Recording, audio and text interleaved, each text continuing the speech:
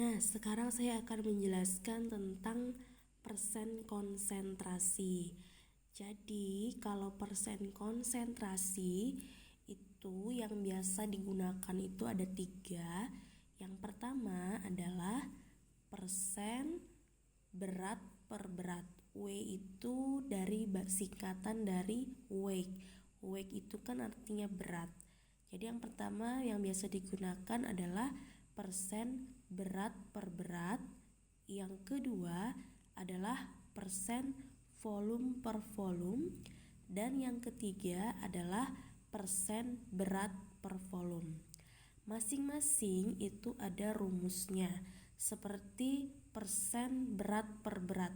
Namanya juga berat per berat, berarti yang terlarutnya dalam bentuk gram karena berat, dan larutannya juga harus dalam bentuk gram karena kan berat per berat. Demikian juga dengan kalau persen volume per volume, maka zat terlarut dan larutannya harus dalam bentuk volume, yaitu mililiter. Demikian juga kalau persen berat per volume. Kalau persen berat per volume artinya beratnya itu adalah zat terlarut. Dia dalam bentuk gram karena berat. Per volume. Volumenya itu berarti apa? Volumenya berarti larutan. Berarti larutannya harus dalam bentuk volume. Ya. Ketiganya karena ini adalah persen, maka kita harus jangan lupa kalikan 100. Nah, sebagai contoh seperti ini, ada soal seperti ini.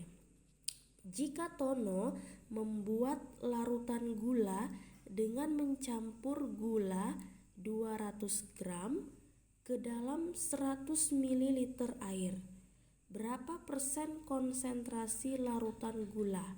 Nah, kalau ada soal seperti ini, kamu harus tentukan dulu kira-kira kalau soalnya seperti ini dia masuk di kategori mana?